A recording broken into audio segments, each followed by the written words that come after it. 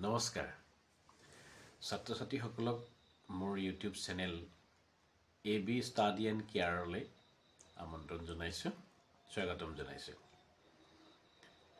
আমি ইতিমধ্যে ইংৰাজী ব্যাকৰণৰ প্ৰিপজিশ্যন সম্পৰ্কে আলোচনা কৰি আছোঁ যোৱা খণ্ডত আমি প্ৰিপজিশ্যন উইথৰ ব্যৱহাৰ সম্পৰ্কে আলোচনা কৰিলোঁ এইবাৰ আজি আমি প্ৰিপজিশ্যন ফৰ কেনেকৈ ব্যৱহাৰ কৰা হয় প্ৰিপজিশ্যন ফৰ কেতিয়া ক'ত কিদৰে ব্যৱহাৰ কৰিব লাগে সেই সম্পৰ্কে আমি আজি আলোচনা কৰিম এতিয়া প্ৰথমতে যাওঁ প্ৰিপজিশ্যন ফৰ কি কাৰণত ব্যৱহাৰ কৰা হয় যেতিয়া পাৰপ'জ অৰ্থাৎ কিবা উদ্দেশ্যৰ কথা প্ৰকাশ কৰিব বা কোনো এটা ইংৰাজীৰ বাক্যৰ জৰিয়তে যদি আমি কোনো এটা উদ্দেশ্য প্ৰকাশ কৰিবলগীয়া হয় তেতিয়াহ'লে সেই ইংৰাজী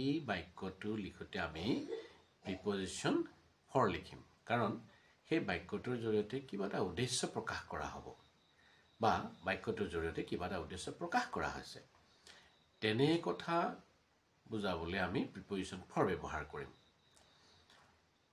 এতিয়া আমি সেই যে উদ্দেশ্য কিবা এটা কথাৰ কিবা এটা উদ্দেশ্য বুজাবলৈ আমি কি ধৰণৰ কথাবিলাকৰ জৰিয়তে বুজাব পাৰোঁ এতিয়া যদি আমি উদাহৰণ লওঁ শিশুটোৱে চকলেটৰ বাবে কান্দি আছে এটা সৰু ল'ৰা শিশু তাক চকলেট খাবলৈ লাগে আৰু চকলেটটো নিদিয়াৰ কাৰণে কান্দি আছে অৰ্থাৎ শিশুটোৱে চকলেটৰ বাবে কান্দি আছে তাৰ কান্দি থকাৰ উদ্দেশ্যটো কি চকলেট লাগে কাৰণটো অৰ্থাৎ উদ্দেশ্যটো চকলেট লাগে তেতিয়াহ'লে আমি সেই বাক্যটো যদি ইংৰাজী সেন্টেন্স এটা হিচাপে প্ৰকাশ কৰিম তেতিয়াহ'লে আমি তাত প্ৰিপজিশ্যন ফৰ ব্যৱহাৰ কৰিম The child is crying for chocolate শিশুটোৱে চকলেটৰ বাবে কান্দি আছে আকৌ আমি অন্য এটা উদাহৰণৰ জৰিয়তে আৰু কথাটো বুজাব পাৰোঁ আমি কাজিৰঙাত বনভোজ খাবলৈ যাম We are going to Kaziranga for picnic. We are going to Kaziranga for a picnic.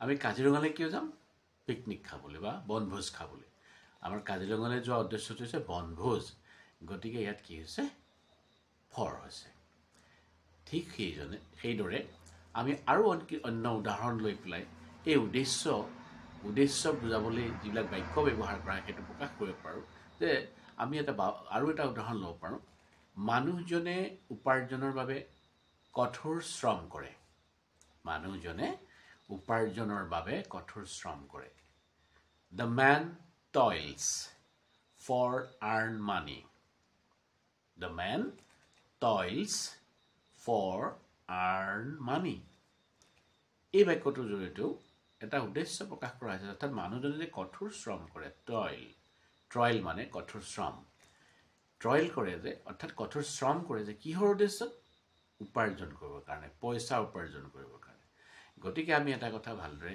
মনত ৰাখিব লাগিব যে কিবা এটা উদ্দেশ্য বুজাবলৈ আমি কোনো বাক্যত কি ব্যৱহাৰ কৰিম প্ৰিপজিশ্যন ফৰ ব্যৱহাৰ কৰিম এইবাৰ আহোঁ ডিউৰেশ্যন সময়ৰ জোখ কালাংশ বা সময়ৰ দৈৰ্ঘ্য ডিউৰেশ্যন মানে আমি এই ধৰণৰ অৰ্থটো বুজি ল'ব পাৰোঁ সময়ৰ জোখ কালাংশ বা সময়ৰ দৈৰ্ঘ্য period length of the time এই ধৰণৰ কথাটো আমি বুজি ল'ব পাৰোঁ আৰু সেই ডিউৰেশ্যন বুজাবৰ কাৰণে অৰ্থাৎ সময়ৰ জোখ বা কালাংশ বা সময়ৰ দৈৰ্ঘ্য বুজাবলৈ হ'লে প্ৰিপজিশ্যন ফৰ ব্যৱহাৰ কৰা হয় আমি এই ডিউৰেশ্যন বুজাবৰ কাৰণে বা দৈৰ্ঘ্য বুজাবৰ কাৰণে বা কালাংশ বা সময়ৰ জোখ বুজাবৰ কাৰণে আমি এটা উদাহৰণৰ দ্বাৰা কথাটো স্পষ্ট কৰি বুজিব পাৰিম মই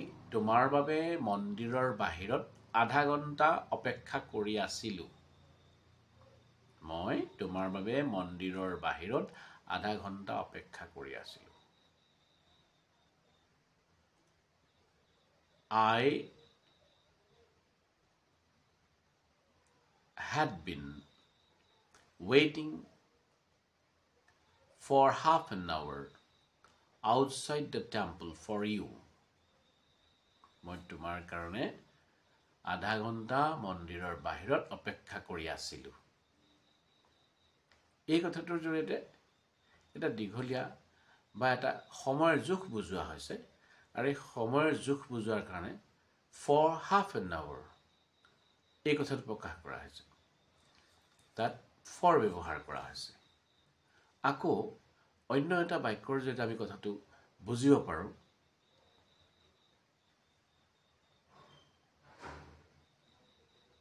শ্ৰমিকজনে কিছু সময়ৰ বাবে ঘুমটি মাৰিছিল। এই ঘুমটি মাৰিছিল যে মানুহে কেতিয়াবা ক'ৰবাত চকীখনতে বহি বা বেঞ্চখনতে বহি যে টোপনিয়াই থাকে, কলমটিয়াই থকা বুলি কয় আমাৰ অসমীয়াত, সেইটো ঘুমটি মৰা বুলিও কয়। ইংৰাজীত সেইটো নেপ বুলি কয়, NAP নেপ। সেই ঘুমটি মৰা অৰ্থাৎ মানুহজনে বা শ্ৰমিকজনে কিছু সময়ৰ বাবে ঘুমটি মাৰিছিল। The laborer took a nap for a short while. বা আমি এই ধৰণেও ক'ব পাৰোঁ, the laborer napped for a while. এইটোতো কিহৰ কথা কোৱা হৈছে? সময়ৰ এটা জোখমাখৰ কথা কোৱা হৈছে, সময়ৰ দৈৰ্ঘ্যৰ কথা কোৱা হৈছে, এটা পিৰিয়ডৰ কথা কোৱা হৈছে। আন এটা উদাহৰণৰ জৰিয়তে আমি কথাটো আৰু এবাৰ স্পষ্টকৈ বুজিব পাৰোঁ।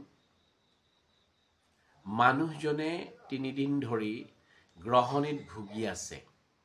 মানুহজনে 3 দিন ধৰি গ্ৰহণীত ভুগি আছে। ভুগি আছে কেইদিন ধৰি? 3 দিন ধৰি ভুগি আছে। এইটো এটা দীঘলীয়া সময়, এটা দীৰ্ঘ সময়, সময়ৰ জোখ 3 দিন, এটা বিস্তৃত সময়, তাক আমি পিৰিয়ড বুলিও ক'ব, টাইম পিৰিয়ড। এই বিস্তৃত সময় বা এটা সময়ৰ দীৰ্ঘ সময় এটা বুজাবলৈ ইয়াত প্ৰিপজিশ্যন এই ধৰণৰ বাক্য যেতিয়া ইংৰাজীত আমি প্ৰকাশ কৰিম তেতিয়াহ'লে তাত প্ৰিপজিশ্যন ফৰ ব্যৱহাৰ কৰা হ'ব। আমি উদাহৰণটো লৈছোঁ যে মানুহজনে 3 দিন ধৰি গ্ৰহণীত ভুগি আছে। The man has been suffering from dysentery for 3 days. আকৌ এবাৰ কৈছোঁ, the man has been suffering from dysentery for 3 days. ইয়াত কি কৈছে? for 3 days কোৱা হৈছে। এইটো এটা সময়ৰ জোখমাখৰ কথা কোৱা হৈছে, দৈৰ্ঘ্যৰ কথা কোৱা হৈছে। সেইকাৰণে ইয়াত প্ৰিপজিশ্যন অৰ্থাৎ ডিউৰেশ্যনৰ কথা কোৱা হৈছে। সেইকাৰণে প্ৰিপজিশ্যন ফৰ ব্যৱহাৰ কৰা হৈছে। অন্যহাতে আৰু কিছুমান বহুত ব্যৱহাৰ আছে প্ৰিপজিশ্যন ফৰৰ। আৰু এটা আমি উদাহৰণ বা আৰু এটা কাৰণ জানিব পাৰোঁ যে কিহৰ কাৰণে প্ৰিপজিশ্যন ফৰ ব্যৱহাৰ কৰা হয়। কজ বা ৰিজন, কজ অৰ ৰিজন, এই কথা দুটা বুজাবৰ কাৰণে প্ৰিপজিশ্যন ফৰ ব্যৱহাৰ কৰা, অৰ্থাৎ কাৰণ বুজাবলৈ, প্ৰিপজিশ্যন ফৰ ব্যৱহাৰ কৰা হয়। এতিয়া এই কাৰণ বুজাবলৈ প্ৰিপজিশ্যন ফৰ ব্যৱহাৰ কৰা হয়, বাক্যত আমি কেনেকৈ পাব পাৰোঁ? বাক্য এটা যদি আমি অসমীয়াতে বাক্য এটা প্ৰথমতে লওঁ যে ছাত্ৰজনৰ বেয়া আচৰণৰ কাৰণে শাস্তি দিয়া হৈছিল। বেয়া আচৰণৰ কাৰণে ছাত্ৰজনক শাস্তি দিয়া হৈছিল। এতিয়া ছাত্ৰজনক কিয় শাস্তি দিয়া হৈছিল? বেয়া আচৰণৰ কাৰণে। সেইটো কাৰণটো কি? বেয়া আচৰণ। তেওঁক শাস্তি দিয়াৰ কাৰণটো বেয়া আচৰণ। সেই কাৰণ, কজ, ৰিজন, সেই কথাটো এই বাক্যটোৰ দ্বাৰা প্ৰকাশ কৰা হৈছে যে ছাত্ৰজনৰ বেয়া আচৰণৰ কাৰণে তেওঁক শাস্তি দিয়া হৈছিল। বা আমি বাক্যটো এনেকৈও ক'ব পাৰোঁ, বেয়া আচৰণৰ কাৰণে ছাত্ৰজনক শাস্তি দিয়া হৈছিল। গতিকে এই বাক্যটো যদি আমি ইংৰাজীত যদি বাক্যটো কওঁ তেতিয়াহ'লে বাক্যটো হ'ব, The student was punished for his bad conduct. ছাত্ৰজনক তেওঁৰ বেয়া আচৰণৰ কাৰণে শাস্তি দিয়া হৈছিল। অন্য এটা আমি উদাহৰণৰ জৰিয়তে কথাটো আৰু স্পষ্ট কৰিব পাৰোঁ যে অসৎ উপায় লোৱা বাবে প্ৰাৰ্থীজনক লিখিত পৰীক্ষাৰ পৰা বহিষ্কাৰ কৰা হৈছিল। অসৎ উপায় মানে এই যে নকল কৰে এই ধৰণৰ কথাটো মানে অসৎ উপায় লোৱাৰ বাবে প্ৰাৰ্থীজনক লিখিত পৰিষ্কাৰ পৰা বহিষ্কাৰ কৰা হৈছিল The candidate was expelled from written test for unfair means অসৎ উপায় অৱলম্বন কৰাৰ কাৰণে বা অসৎ উপায় লোৱাৰ কাৰণে প্ৰাৰ্থীজনক লিখিত পৰীক্ষাৰ পৰা বহিষ্কাৰ কৰা হৈছিল এক্সপেল কৰা হৈছিল সেইটো এটা কাৰণ অসৎ উপায়টো এটা কাৰণ এই অসৎ উপায়ৰ কাৰণে ছাত্ৰজনক বা সেই ক্যান্ডিডেটজনক প্ৰাৰ্থীজনক লিখিত পৰীক্ষাৰ পৰা বহিষ্কাৰ কৰা হৈছিল অন্য এটা আমি কথাৰ কাৰণে যে প্ৰিপজিশন ফৰ ব্যৱহাৰ কৰিব পাৰি সেই কথাটো আমি প্ৰকাশ কৰিব পাৰোঁ কেতিয়াবা ডিৰেকশন দিশ বা অভিমুখে আমাৰ অসমীয়াত কয় যে তেওঁ গুৱাহাটীৰ অভিমুখে যাত্ৰা কৰিছে যে ৰেলখন মুম্বাই অভিমুখে যাত্ৰা কৰিছে বোলে উৰাজাহাজখন ডুবাই অভিমুখে যাত্ৰা কৰিছে বা উৰা মাৰিছে এই যে অভিমুখে অৰ্থাৎ অভিমুখে মানে অৰ্থাৎ ডিৰেকশনে ফাললৈ সেই ফাললৈ গৈছে এই ফাললৈ গৈছে এই ধৰণৰ কথাটো ডিৰেকশন মানে অভিমুখে এই অভিমুখে বুজালেও ডিৰেকশন বুজালেও বা দিশ বুজালেও অভিমুখে বুজালে প্ৰিপজিশন ফৰ ব্যৱহাৰ কৰা হয় তাৰ কাৰণে আমি কিছুমান উদাহৰণ লৈ পেলাই কথাটো বুজাব পাৰোঁ ৰাজু গুৱাহাটীলৈ যায় অৰ্থাৎ ৰাজু গুৱাহাটী অভিমুখে যায় অভিমুখে সেইটো দিশ বুজাইছে গুৱাহাটীৰ দিশেৰে যায় বা গুৱাহাটীৰ অভিমুখে যায় সেই কথাটো আমি ইংৰাজী বাক্য এটা হিচাপে যদি প্ৰকাশ কৰোঁ তেতিয়াহ'লে হ'ব Raju leaves for Guwahati Raju leaves for Guwahati Raju Guwahati অভিমুখে যায় বা গুৱাহাটীলৈ যায় আকৌ ঠিক সেইদৰে আৰু অন্য এটা বাক্যৰে কথাটো আৰু এবাৰ স্পষ্ট কৰি আমি বুজিব পাৰিম মই শিলং অভিমুখে যাত্ৰা কৰিম মই শিলং অভিমুখে যাত্ৰা কৰিম I shall start for Shillong ছাত্ৰ ছাত্ৰীসকল ইতিমধ্যে আমি আজি প্ৰিপজিশন ফৰ সম্পৰ্কে আলোচনা কৰিলোঁ আৰু বহুত তেনেকুৱা ব্যৱহাৰ কৰাৰ ঠাই আছে কাৰণ আছে প্ৰিপজিশন ফৰৰ আমি পৰৱৰ্তী খণ্ডখনত আলোচনা কৰিম তোমালোকক